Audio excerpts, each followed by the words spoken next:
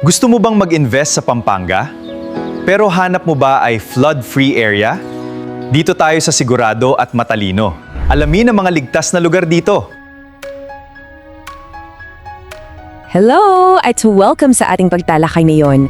Para sa mga kababayan nating overseas Filipino workers, alam kong isa lang naman ang ultimate goal nyo ang makapag-uwi ng tagumpay at masiguro na may ligtas at maayos na bahay ang pamilya nyo dito sa Pilipinas. So, paano kung sabihin ko sa inyo na para makapagsimula, ang kailangan nyo lang na buwan ng sahod ay 25,000 pesos? Nakakagulat, di ba? Sounds too good to be true, pero totoo yan. Ngayon, we're gonna dive deep into finding those smart, flood-free housing options na malapit sa Pampanga na talagang pasok na pasok sa budget nyo. Handa na ba kayo? Let's get into it! Okay, let's dive into this. Narito ang ating agenda for today.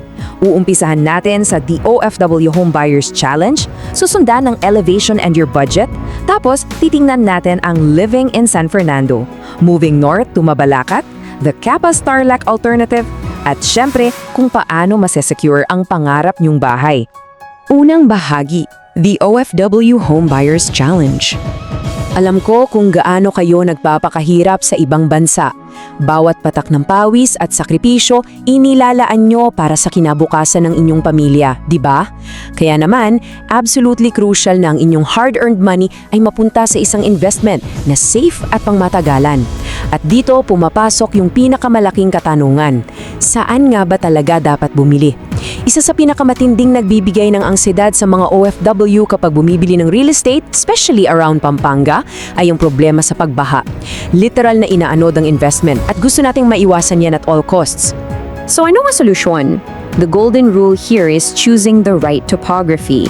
Ayon sa mga datos, you literally need to avoid the southern lowlands. Yung mga lugar tulad ng Macabebe at Masantol, kilala talaga yan na flood-prone.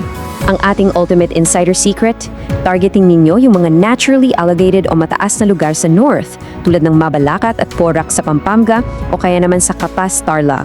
Kapag ginawa nyo to, panalo kayo sa peace of mind at makakatipid pa kayo ng milyon-milyon for potential flood damage sa mga susunod na taon. It's a no-brainer really. Pangalawang bahagi, elevation and your budget.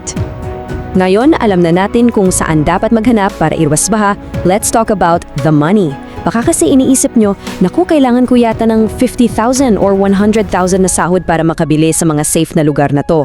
Actually, no. Kung ikaw ay isang OFW na kumikita ng exactly 25,000 pesos kada buwan, listen closely. Validated to ng mga sources natin, ang pagkakaroon ng sariling bahay na flood-free is 100% within your reach. To put that into perspective, meron tayong tinatawag na standard housing budget rule. Very simple concept, ang ideal na budget mo para sa bahay ay hindi dapat lumagpas sa 40% ng iyong total income.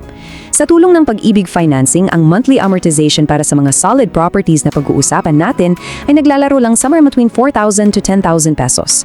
Ibig sabihin, it fits perfectly within your 25,000 pesos salary at may sapat pang matitira para sa pagkain, education at iba pang needs ng pamilya nyo. Ikatlong bahagi, living in San Fernando. Okay, simulan na natin ang ating geographical tour. Uumpisahan natin sa central part ng probinsya, sa San Fernando at sa katabing bayan nitong Mexico. Heto ang dalawa sa mga top-tier developments yan, ang Pueblo de Oro at ang Fiesta Communities Mexico. Certified flood-free living with easy NLEX access. Bakit natin sila napili? Kasi pinagsama nila yung convenience ng mabilis na biyahe via NLEX at yung engineered flood protection. It's not just luck, resulta ito ng magaling na urban planning para protektahan ang pera nyo.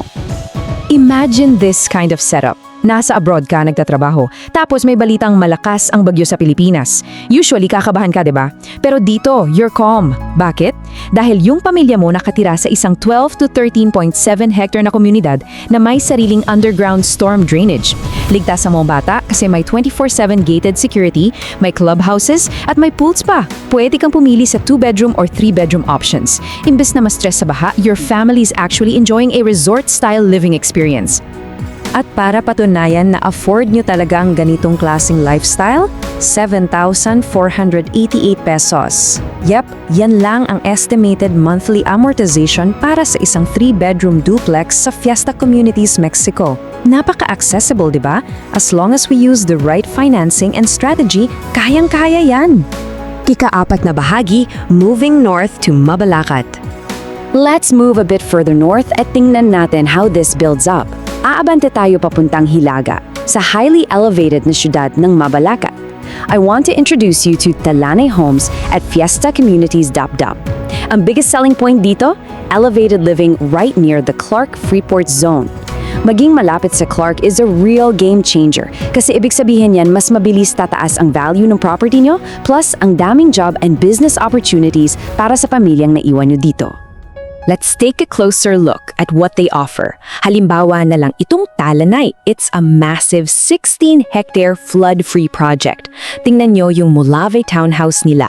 Paglipat nyo, fully finished na. May 2 kwarto at spacious yung 45.5 square meters na floor area. May pool din, may basketball courts at super lapid sa mga schools at hospitals. Pinapatunayan lang nito na hindi nyo kailangang magsakripisyo ng magagandang amenities just to get to higher safer ground. Nandun na ang whole shebang. Now, ito ang isang pasabog na lalong magpapadali sa buhay nyo. No down payment or no equity. Yes, ang mga developers tulad ng Fiesta Communities ay madalas mag-offer ng ganitong promotions. Ito talaga yung sagot sa pinakamalaking struggle nating mga OFW kasi nauubos sa remittances at padala yung pera, medyo mahirap mag-ipon ng malaking cash for a down payment.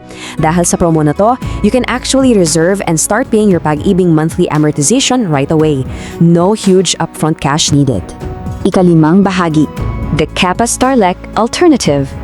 Kung naghahanap pa kayo ng isa pang super smart option, meron tayong excellent alternative na tatawid lang ng kaunti sa border ng Pampanga. Welcome to Brentwood Residences, a thriving, commuter-friendly suburb in Capas, Tarlac, near New Clark City. You know, sometimes being a smart investor means thinking a little bit outside the box. Ang pag-shift papuntang Capas gives you an incredible natural elevation, so guaranteed flood-free yan, plus immediate access pa sa SCTX at sa booming na New Clark City. Kumbaga, Pampanga-level access pero sa presyong Tarlac. Handa na ba kayo para sa numerong ito? 4,178 pesos. I repeat, 4,178 pesos lang ang starting monthly amortization para sa isang 2-bedroom ready for occupancy na bahay dito. Halos kasing presyo lang yan ng mga kape at merienda nyo sa isang buwan sa abroad, for sure. At ang kailangan mo lang na minimum monthly salary para ma-approve ay 21,000 pesos. So pasok na pasok without a doubt sa target nating 25,000 na OFW budget. Ika-6 na bahagi, securing your dream home. Nakarating na tayo sa huling bahagi. Let's wrap this up and look at the big picture. What's really interesting here is how multiple options fit your exact budget. Mula sa Pueblo de Oro at Fiesta sa Central Pampanga na nasa around 7,000 to 8,000 pesos kada buwan, papuntang Mabalacat na nasa 9,000, all the way to Brentwood sa Capas na just a little over 4,000 pesos. Pinatutunayan lang ng lahat ng ito na talagang may ligtas, flood-free at magagandang community out there na kayang-kayang suportahan ng inyong 25,000 peso na sahod. Bago tayo magtapos, gusto kong iwan sa inyo ang napakagandang thought na ito from RT & Son ng Great Land Real Estate. The best time to invest was yesterday, the next best time is today. Sa lahat ng mga tinalakay natin, alam nyo na ngayon na absolutely possible, abot kaya, at ligtas ang magkabahay. So the question now is, anong hakbang ang gagawin mo today? Hahayaan mo ba na lumipas na naman ang isa pang taon na nangangarap lang o sisimulan mo na ang pag-ipon at pagplano para sa future ng pamilya mo? Think about it. Maraming salamat sa pagsama sa ating pagtatalakay ngayon. Hanggang sa muli!